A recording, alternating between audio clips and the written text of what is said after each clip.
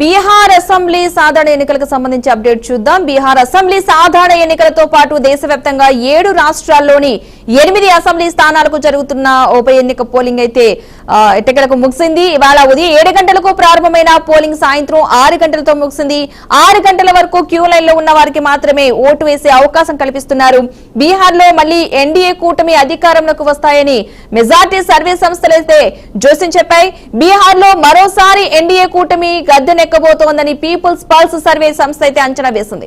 ఇక బీహార్ లో అధికారం చేపట్టేందుకు అవసరమైన మ్యాజిక్ ఫిగర్ 122 స్థానాల కంటే ఎక్కువే ఎన్డీఏ కూటమి దక్కించుకోబోతోందంటూ కూడా పేర్కొంది.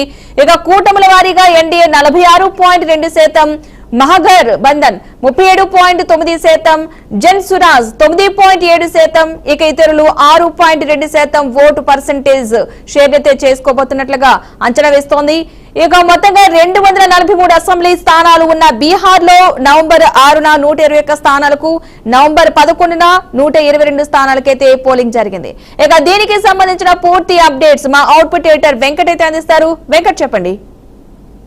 బీహార్ అసెంబ్లీ ఎన్నికల ఎగ్జిట్ పోల్స్ ఏవైతే ఉన్నాయో అవి వన్ సైడెడ్గా ఇచ్చినట్టుగా మనం చూసుకోవాల్సిన అవసరం ఉంటుంది. ఎందుకంటే ఆ స్థాయిలో అంటే బీహార్లో అధికారం కోసం ఎదురు చూస్తున్నటువంటి విపక్షాలకు మరోసారి చేదు అనుభవం తప్పదు అని ఎగ్జిట్ పోల్స్ చూస్తే అర్థమవుతుంది. ఎందుకంటే ఆల్మోస్ట్ 10 నుంచి 12 సంవత్సరాలు అన్నీ కూడా ఎన్డీఏ పక్షానికి అంటే జేడీయూ బీజేపీ నేతృత్వంలో ఉన్నటువంటి ఎన్డీఏ కూటమికి పూర్తి స్థాయిలో అంటే అనుకూలంగా తీర్పునిచ్చారు, అనుకూలంగా దాని ఎగ్జిట్ పోల్స్ని ప్రజెంట్ చేసే. సో దీన్ని బట్టి అర్థం చేసుకోవచ్చు మరోసారి 10వసారి కూడా నితీష్ కుమార్ ముఖ్యమంత్రి అవడానికి ఆల్మోస్ట్ ఎగ్జిట్ పోల్స్ ఇదే ఇప్పుడు వచ్చినటువంటి ఎగ్జిట్ పోల్సే ఖచ్చితంగా రేపు 14వ తారీఖు ఎగ్జిట్ పోల్స్ అయితే 10వసారి కూడా ముఖ్యమంత్రిగా నితీష్ కుమార్ అయ్యే అవకాశం స్పష్టంగా కనిపిస్తుంది. ఏదైతే ఎన్డీఏ గవర్నమెంట్ డబుల్ ఇంజన్ సర్కార్ అంటూ పదే చెప్పుకుంటూ అంటే తాము ఏదైతే అచీవ్ చేశారు అంశాలు అంటే వారు విపక్షాలు చాలా బలంగా చెప్పేది ఏంటంటే నిరుద్యోగం పెరిగిపోయింది, మైగ్రేషన్స్ పెరిగిపోయినాయి, డెవలప్మెంట్ లేదు అని ఏదైతే విపక్షాలు ఆర్జేడీ కాంగ్రెస్ లెడ్ కూటమి ఏదైతే ఉందో బలంగా జనంలోకి తీసుకెళ్ళినప్పుడు కూడా ఎందుకో ప్రజలు ఎగ్జిట్ పోల్స్ బట్టి చూస్తే ఖచ్చితంగా అధికార పక్షానికే డబుల్ ఇంజిన్ సర్కార్కే జై కుట్టారంటంలో ఎటువంటి అతిశక్తి లేదని చెప్పాలి. ఎందుకంటే ఆ రిజల్ట్ కూడా ఎగ్జిట్ పోల్ రిజల్ట్ కూడా అదే స్థాయిలో వచ్చింది. ఆల్మోస్ట్ 10 ఎగ్జిట్ పోల్స్ 10 నుంచి 12 ఎగ్జిట్ పోల్స్ ఇప్పటివరకు అన్నీ కూడా కొంత ప్రామినెంట్గా గతంలో ఇచ్చినటువంటి సర్వేలు ఏదైతే ఇవన్నీ సర్వేలు ఇచ్చాయో ఈ సర్వే సంస్థలు అవన్నీ కూడా కొంత ఎగ్జాక్ట్గానే గతంలో జరిగినటువంటి చరిత్ర కూడా ఉంది. అంటే రికార్డ్స్ కూడా ఉన్నాయి. అంటే ఏదైతే చెప్పారో అవే మ్యాక్సిమం కొంచెం అటు ఇటుగా మైన్యూట్ డిఫరెన్స్తో అవే వచ్చినటువంటి ఎగ్జాక్ట్ పోల్స్గా వచ్చినటువంటి సందర్భాలు కూడా ఉన్నాయి. కాబట్టి ఆల్మోస్ట్ బీహార్లో మరోసారి కమల వికాసం ఖాయం, ఎన్డీఏ కూటమి గెలిచినట్టుగానే మనం భావించాల్సిన అవసరం ఉంటుంది. ఒకసారి మనం ఆ రిపోర్ట్ చూసినట్లయితే ఏ సర్వే సంస్థ ఎంత ఇచ్చింది, ఎన్ని సీట్లు వచ్చే అవకాశం ఉందని ఒకసారి మనం చూసినట్లయితే ఫస్ట్ మనం పీపుల్ పల్స్ చూస్తాం. పీపుల్ పల్స్ ఎన్డీఏ కూటమికి జయకొట్టింది. 133 నుంచి 159 ఎన్డీఏ కూటమికి వచ్చే అవకాశం ఉందని చెప్తుంది. అలా ఎంజీబీ మహాగఠబంధన్ ఏదైతే ఆర్జేడీ అదేవిధంగా కాంగ్రెస్ నేతృత్వంలో ఉన్నటువంటి మహాగఠబంధన్ ఏదైతే ఉందో వాళ్ళు 75 నుంచి 101 సీట్లు రావచ్చు అని చెప్పి పీపుల్ పల్స్ అంచనా వేసింది. ఇక జనస్వరాజ్ పార్టీ అంటూ ఎవరైతే ప్రముఖ ఎన్నికల వ్యూహకర్త ప్రశాంత్ కిషోర్ పార్టీ పెట్టి ఎన్నికల్లో కంటెస్ట్ చేసిన విషయం మనకు తెలిసిందే. ఆ పార్టీకి పీపుల్ పల్స్ అంచనా ప్రకారం 5 మ్యాక్సిమం వస్తే 5 సీట్ల వరకు రావచ్చని చెప్తుంది. ఇతరుల విషయంలోకి వచ్చినట్లే 2 నుంచి 8 స్థానాలు ఇతరులు గెలిచే అవకాశం ఉందని పీపుల్ పల్స్ ఒక అంచనా వేసింది. నెక్స్ట్ మ్యాట్రిక్స్ అనే సంస్థ, ఇది కూడా కొంత ప్రామినెంట్ సంస్థగా భావించాల్సిన అవసరం ఉంటుంది. గతంలో కూడా చాలా సందర్భాల్లో ఈ సర్వే అంచనా వేసింది. అవి కొంత మైన్యూట్ డిఫరెన్స్తో అదే ఫలితాలు మనకి రిజల్ట్ రోజు వచ్చిన సందర్భాలు కూడా ఉన్నాయి. కాబట్టి మ్యాట్రిక్స్ ఏమిచ్చిందంటే ఎన్డీఏకి 147 నుంచి 167, అదేవిధంగా మహాగఠబంధన్కి 70 నుంచి 90, జనస్వరాజ్ పార్టీకి మాక్సిమం 2 సీట్లు రావచ్చు, ఇతరులు 2 నుంచి 8 స్థానాల్లో గెలవచ్చని మ్యాట్రిక్స్ సంస్థ వెల్లడించింది. ఇక పీపుల్స్ ఇన్సైట్ సంస్థ ఏదైతే ఉన్న సర్వే సంస్థ అది 130 నుంచి 148 సీట్లు ఎన్డీఏ పక్షానికి రావచ్చు అన్నది, మహాగఠబంధన్కి 80 నుంచి 102 సీట్లు రావచ్చని అంటే గెలవడానికి అవకాశం ఉంది. అంటే వారి యొక్క అంచనా ప్రకారం, ఎందుకంటే వారు చాలా గ్రౌండ్ లెవెల్లో తిరగటం కానీ లేదంటే వాళ్ళ శాంపిల్స్ తీసుకోవడం కానీ ఆ అంచనా ప్రకారం వాళ్ళు జనరల్గా ఈ సర్వే సంస్థలు రిజల్ట్కి ముందు ఎగ్జిట్ పోల్స్ పేరుతో వదులుతూ ఉంటారు. కాబట్టి వారి యొక్క అంచనా వాళ్ళ యొక్క ఏదైతే ఉందో వాళ్ళ యొక్క ఒక ప్లాన్డ్గా ప్రణాళికబద్ధంగా అంటే వాళ్ళు ఏదైతే అనుకున్న అంచనాలు శాంపిల్ సేకరణలో కానీ తీసుకొని ఈ విధంగా మనకి ప్రజెంట్ చేశారు అనుకోవాలి. పీపుల్స్ ఇన్సైట్ ప్రకారం మహాగఠబంధన్కి 80 నుంచి 102 రావచ్చు, జనస్వరాజ్ పార్టీ ప్రశాంత్ కిషోర్ పార్టీకి 2 స్థానాలు రావచ్చు, 3 నుంచి 6 ఇతరులకి ఇతరులు గెలిస్తే 3 నుంచి మాక్సిమం 6 స్థానాల్లో గెలిచే అవకాశం ఉందని చాలా స్పష్టంగా చెప్పడం జరిగింది. ఇక దైనిక్ భాస్కర్ ఇది కూడా కొంత ప్రామినెంట్ ఎగ్జిట్ పోల్ సర్వే సంస్థగా మనం భావించాల్సిన అవసరం ఉంటుంది. ఎన్డీఏకి 145 నుంచి 160 స్థానాలు రావచ్చని, అదే మహాగఠబంధన్కి 70 నుంచి 91, జనస్వరాజ్ పార్టీకి 3 స్థానాలు మ్యాక్సిమం గెలవచ్చు, ఇతరులు 5 నుంచి 7 స్థానాలు గెలిచే అవకాశం ఉందని ఇది వెల్లడించింది. ఇక జేవీసీ పోల్స్ 135 నుంచి 150కి ఎన్డీఏ పక్షానికి ఇవ్వడం జరిగింది. ఇక మహాగఠబంధన్కి 88 నుంచి 103 స్థానాలు ఇచ్చింది.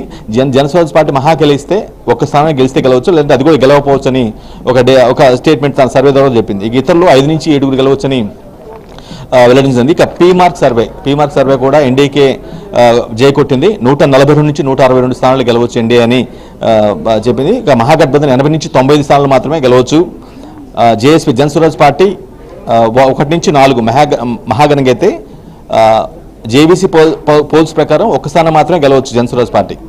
నెక్స్ట్ 5 నుంచి 7 స్థానాలు, ఇతరులు 5 నుంచి 7 స్థానాలు గెలవచ్చు అని మెన్షన్ చేయడం జరిగింది. ఇక పీ మార్క్ అని మరో సంస్థ ఉంది, ఇది కూడా ఎన్డీఏకి జై కొట్టింది 142 నుంచి 162.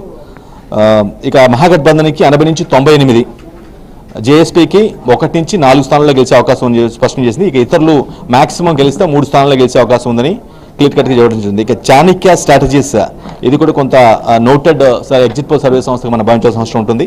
ఇక్కడ ఎన్డీఏకి 130 నుంచి 138 ఇవ్వడం జరిగింది. మహాగఠబంధన్కి 100 నుంచి 108 స్థానాలు, జనస్వరాజ్ పార్టీకి 0 అంటే గెలిచే అవకాశం లేదని స్పష్టం తేటతెల్లం చేసింది. ఇతరులు 3 నుంచి 5 స్థానాల్లో మాక్సిమం గెలిస్తే అవకాశం ఉందని చెప్పడం జరిగింది. ఇక స్టడీ రిపోర్ట్ అనే ఒక సంస్థ ఉంది, ఇది ఎన్డీఏకి 174, మహాగఠబంధన్కి 160, జనస్వరాజ్ పార్టీకి 9, ఇతరులకి 9 స్థానాల్లో గెలవచ్చనే ఒక అంచనా వేస్తూ ఇచ్చింది. ఇక ప్రజాపోల్ అనలిటిక్స్ అనే ఒక సంస్థ ఉంది, అది 186 స్థానాలని ఎన్డీఏ పక్షానికి అంటే 1 సైడ్కి ఇచ్చేసింది. ఆల్మోస్ట్ ఎన్డీఏ కూటమికి 1 సైడ్ ఇచ్చినట్టుగా మనం భావించాల్సి ఉంటుంది. ఎందుకంటే టోటల్ అక్కడ సంఖ్య 243 మాత్రం, 243, మ్యాజిక్ ఫిగర్ కేవలం 122 మాత్రమే. ఇక్కడ అన్నీ కూడా ప్రజాపోల్ అనలిస్ట్ ప్రకారం 186 స్థానాలు ఎన్డీఏ గెలిచిన అవకాశం ఉంది. ఇక మహాగఠబంధన్ కేవలం 59 స్థానాలకే పరిమితం చేసింది. జనస్వరాజ్ పార్టీ 10 నుంచి 20 స్థానాల్లో గెలిచే అవకాశం ఉందని, ఇతరులు 7 స్థానాలు. ఇప్పుడు మనం ఇది చూసినటువంటి ఆల్మోస్ట్ ఈ 10-11 స్థానాలు సర్వే సంస్థలు ఏదైతే అంచనా వేసిందో వీటిలో ఒక్క ప్రజాపోల్ అనలిస్ట్ మినహాయించి ఏది కూడా జనస్వరాజ్ పార్టీకి 10 లోపలనే ఇచ్చేసింది. ఇది మాత్రం 10 నుంచి 20 స్థానాలు గెలవచ్చని ఒక అంచనా వేస్తూ ఇవ్వడం జరిగింది. సో ఓవరాల్గా ఆల్మోస్ట్ ఒక్కటి కూడా అంటే మనం 12 సంవత్సరాల గురించి 12 ఎగ్జిట్ పోల్ సర్వేస్ మనం ఇప్పటివరకు మాట్లాడుకున్నాం. వాళ్ళు ఇచ్చిన రిపోర్ట్ను కూడా మనం స్క్రీన్ మీద ప్రజెంట్ చేస్తున్నాం, అలానే నేను చెప్తున్నాను. వీటిల్లో ఒక్కటే కూడా మహాగఠబంధన్ ఏదైతే ఆర్జేడీ కాంగ్రెస్ నేతృత్వం వహిస్తున్నటువంటి మహాగఠబంధన్కి ఇవ్వలేదు. అన్నీ కూడా ఎన్డీఏ కూటమికే అనుకూలంగా సర్వేలు ఇవ్వడం జరిగింది. సో మ్యాక్సిమం ఇదే రిజల్ట్ కొంత రేపు నవంబర్ 14న రిఫ్లెక్ట్ అయ్యే అవకాశం అయితే స్పష్టంగా కనిపిస్తుంది. చాలా సందర్భాల్లో మనకి ఎగ్జిట్ పోల్స్కి వచ్చిన ఉన్నాయి కాబట్టి ఏదో కొంచెం అటు ఇటు తలకిందులు అయితే తప్పించి ఈ రిజల్ట్ మారే అవకాశం అయితే లేదు పద్మ. అంటే ఎక్కడ కూడా ఇండియా కూటమి కాంగ్రెస్ పరిస్థితి ఎక్కడ కూడా కనిపించని పరిస్థితి ఉందనుకోవచ్చు అంటారు. ఎగ్జిట్ పోల్స్ లో ఎక్కడ కూడా ఆ పేరు కూడా ఎక్కడ అనౌన్స్మెంట్ కూడా లేని పరిస్థితి, దీన్ని ఏ విధంగా చూడాలంటారు? రైట్, యాక్చువల్గా అధికారం ఎట్టి పరిస్థితుల్లో నితీష్ కుమార్ పాలనతో ప్రజలు విసిగిపోయారంటూ చాలా సమస్యలు పెరిగిపోయాయి, నిరుద్యోగం పెరిగిపోయిందని, వలసలు పెరిగిపోయాయని చాలా బలంగా విపక్షాలు జనాల్లో తీసుకెళ్లే ప్రయత్నం చేసినప్పుడు కూడా ఆ ప్రయత్నాలు ఎగ్జిట్ పోల్ సర్వేస్ని బట్టి చూసినట్లయితే అది వర్కౌట్ అయినట్టుగా అనిపించట్లేదు. ఏదైతే ఎన్డీఏ గవర్నమెంట్ డబుల్ ఇంజిన్ సర్కార్ బలంగా చెప్పుకుంటూ ఉందో మేము ఇది సాధించేది అభివృద్ధి గతంతో పోల్చుకుంటే చాలా ఎక్కువ పెద్ద మొత్తంలో బీహార్ రూపురేఖలను మార్చామని చెప్పేసి, అన్ఎంప్లాయ్మెంట్ని నిరుద్యోగాన్ని అంటే లేకుండా చేసామని, వలసలు కూడా చాలా తగ్గిపోయాయని ఏదైతే వీళ్ళు చెప్పుకుంటున్నారో, అంటే విపక్షాలు ఏమన్నటువంటి ప్రధాన అంశాలు ఏమన్నాయో వాటినే హైలైట్ చేస్తూ అవన్నీ కూడా క్లియర్గా మేము వాటిని ఖచ్చితంగా వాటిని అచీవ్ చేసాం, అవి లేకుండా చేసామని ఏదైతే ఎన్డీఏ కూటమి డబుల్ ఇంజిన్ సర్కార్ బలంగా ప్రచారంలో చెప్పిందో మేబీ వాటితో ఆ మాటలతోనే ఆ హామీతోనే వీళ్ళంతా కూడా ఏకీభవించారు, బీహార్ ఓటర్లు అంతా కూడా ఏకీభవించారా అనే ఒక ఒపీనియన్ అయితే వస్తూ ఉంది ఎగ్జిట్ పోల్ సర్వేస్ చూసినట్టు బట్టినట్లయితే. ముఖ్యంగా ఈరోజు జరిగినటువంటి సెకండ్ ఫేజ్ ఎలక్షన్స్లో మనకు తెలిసిందే ఆల్మోస్ట్ గ్రామీణ ఓటర్లు చాలా పెద్ద సంఖ్యలో ఉన్నారు. 45,000 పోలింగ్ స్టేషన్లు ఉంటే అందులో 40,000 పోలింగ్ స్టేషన్లు గ్రామీణ ప్రాంతాల్లోనే ఉన్నాయంటే గ్రామీణ ఓటర్లు ఏ స్థాయిలో ఈ పర్టికులర్ సెకండ్ ఫేజ్లో ఎటువంటి ఇంపాక్ట్ క్రియేట్ చేయగలరో మనకు అర్థం చేసుకోవచ్చు. సో దీన్ని బట్టి చూసినట్లయితే సెకండ్ ఫేజ్లో ఆల్మోస్ట్ గ్రామీణ ఓటర్లు కూడా కొంత ఎన్డీఏకే అనుకూలంగా తీర్పునిచ్చారు అని దాన్ని బట్టి అయితే మనం ఎగ్జిట్ పోల్స్ని బట్టి అర్థం చేసుకోవచ్చు. సో నితీష్ కుమార్ తెలిసిందే, మనం 9వ సారి ఇప్పుడు ముఖ్యమంత్రి కొనసాగుతున్నారు. 10వ సారి కూడా ముఖ్యమంత్రికి ప్రమాణ స్వీకారం చేసేందుకు ఇక ఈ survey poles, exit poll surveys చూసినట్లయితే అదే మనకి అర్థమవుతుంది. 10th టైం కూడా ఆయన ముఖ్యమంత్రి అయ్యే అవకాశం అయితే స్పష్టంగా కనిపిస్తుంది. మేబీ ఆయన కొంత అంటే బీహార్ అనగానే కొంత ఒక నెగిటివ్ ఆస్పెక్ట్ బయటకు వచ్చినప్పటికి కూడా వాటిని కవర్ చేసుకుంటూ, వాటిని అచీవ్ చేసుకుంటూ తనదైన పాలనలో తనదైన ముద్ర వేస్తూ ముందుకెళ్లడం వల్లే మేబీ బీహార్ ఓటర్లు కూడా ఇప్పటికి కూడా ఆయనకే పట్టం కడుతున్నారు, ఆయన నుంచి పక్కకు పోవట్లేదు అని అనుకోవచ్చేమో అనే డౌట్లు, సందేహాలు అయితే ఖచ్చితంగా వస్తూ ఉన్నాయి. ఎందుకంటే పోల్స్, ఎగ్జిట్ పోల్స్, రిపోర్ట్స్ ఎక్కడా కూడా ఒక్కటంటే ఒక్కటి కూడా దానికి వ్యతిరేకంగా, వీటికి ఎన్డీఏ కూటమికి వ్యతిరేకంగా, నితీష్ కుమార్కి వ్యతిరేకంగా ఇవ్వని పరిస్థితి ఉంది. కాబట్టి ఖచ్చితంగా బీహార్ ఓటర్లు ఎన్డీఏ కూటమితో పట్ల నితీష్ కుమార్ పాలనతో అంగీకరిస్తున్నారు, ఏకీభవిస్తున్నారు, ఆయన్ని వెల్కమ్ చేస్తున్న పరిస్థితి కనిపిస్తూ ఉంది. పద్మ, అయితే వెంకట్, గతంలో ఈ బీహార్ ఎగ్జిట్ పోల్స్ అంచనాలు తరచూ కూడా తప్పిన చరిత్ర ఉన్న నేపథ్యంలో ఆ రకంగా ఏమన్నా ఛాన్సెస్ ఉన్నాయనుకోవచ్చు అంటారా? తారుమారయ్యే అవకాశాలు ఏమన్నా ఉన్నాయనుకోవచ్చు అంటారా? మీరు చెప్పిన పాయింట్ చాలా తక్కువ పర్సంటేజ్ అయితే జరిగింది. ఖచ్చితంగా అసలు జరగలేదని నేను అనలేను, బట్ ఖచ్చితంగా గతంలో జరిగాయి. కొంత డిఫరెన్స్, వేరియేషన్ అయితే కనిపించింది. అంటే ఆయన తలక్రిందులయ్యి ఫలితాలు మాని సందర్భాలు చాలా తక్కువ శాతం జరిగాయి, నో డౌట్ అందులో. బట్ ఇక్కడ మాత్రం ఈసారి వచ్చినటువంటి ఎగ్జిట్ పోల్స్ రిజల్ట్ మాత్రం కంప్లీట్గా వన్ సైడ్ ఇచ్చినట్టుగా మనం భావించాల్సిన అవసరం ఉంది. ఎక్కడా కూడా ఆల్మోస్ట్ మ్యాజిక్ ఫిగర్ దాటే తప్పించి తక్కువ వచ్చిన సందర్భాలు 243 స్థానాలకు 122 మ్యాజిక్ ఫిగర్. కాబట్టి దాన్ని, ఆ ఫిగర్ని క్రాస్ చేసేలాగా రిజల్ట్ అయితే ఆల్మోస్ట్ అన్ని సంస్థలు, అన్ని ఎగ్జిట్ పోల్ సర్వే సంస్థలు ఇచ్చాయి. దీని విపక్షాలకైతే ఇది ఖచ్చితంగా మింగుడుపాడని వ్యవహారంగానే మనం చూడాల్సిన అవసరం ఉంటుంది. ఎందుకంటే వాళ్ళు చాలా ఎక్స్పెక్ట్ చేశారు. ఖచ్చితంగా నితీష్ కుమార్ని ఈసారి ప్రజలు తప్పిస్తారు, మహాగఠబంధన్కి అవకాశం ఇస్తారు, ఆయన పాలనతో కొంత విసిగిద్దిపోయారని పదే ఎన్నికల ప్రచార సభల్లో కావచ్చు, క్యాంపెయిన్స్లో కావచ్చు చాలా స్పష్టంగా ప్రజల్లోకి తీసుకెళ్ళడానికి అన్ని విధాలుగా చాలా హామీలు కూడా, ముఖ్యంగా ఆర్జేడీ కాంగ్రెస్ లెడ్ ఏదైతే ఇండీ కూటమి ఉందో అది చాలా బలమైన హామీలు కూడా, మహిళలు కావచ్చు, నిరుద్యోగులు కావచ్చు, కొన్ని పెద్ద హామీలు కూడా ఇవ్వడం జరిగింది. సో వాటిని కూడా జనాలు రిసీవ్ చేసుకోలేదు. ఏదైతే గత కొన్ని సంవత్సరాలుగా నితీష్ కుమార్ గౌన్ చేస్తున్నారో ఆ పాలనకే ముద్ర వేస్తూ, పరిపాలనకి ఆమోదం తెలుపుతూ ఈ రిజల్ట్ ఇచ్చారా అని అయితే అనిపిస్తుంది. అంటే ఎగ్జిట్ పోల్ సర్వేస్ని బట్టి అయితే ఖచ్చితంగా అదే ఫీలింగ్ కలగమానదు. రేపు నవంబర్ 14న ఇవే పోల్స్ ఎగ్జాక్ట్ పోల్స్గా మారితే మాత్రం నితీష్ కుమార్ చరిత్ర సృష్టించినట్టే. ఖచ్చితంగా మరోసారి అక్కడ బీహార్లో ఎన్డీఏ కూటమి కొలువు తీరేందుకు మొత్తం కూడా అంతా లైన్ మొత్తం క్లియర్ అయిపోయినట్టుగా మనం భావించాల్సిన అవసరం ఉంటుంది. పద్మ, అయితే జేడీయూ కన్నా ఒకవేళ బీజేపీకి సీట్లు ఎక్కువ వస్తే నితీష్ కుమార్కి సీఎం సీట్ ఇచ్చే అవకాశం ఉంటుంది అని అనుకోవచ్చు అంటారా? ఒకవేళ ఖచ్చితంగా వాళ్ళు అలయన్స్లో భాగంగా కొన్ని షీట్లు షేర్ చేసుకున్నారు. ఒక ఒప్పందంతోనే ఎల్ఎస్పీ పార్టీలో చిరాగ్ పాస్వాన్ నేతృత్వంలో ఉన్నటువంటి ఒక పార్టీ ఎల్ఎస్పీ పార్టీ ఉంది. అది ఇంకొకటి లోక్ రాష్ట్రీయ పార్టీ అని ఒకటి ఉంది, అదొక పార్టీ. అట్లా మొత్తం 4 మెయిన్ పార్టీలు అందులో ఉన్నాయి ఎన్డీఏ కూటమిలో.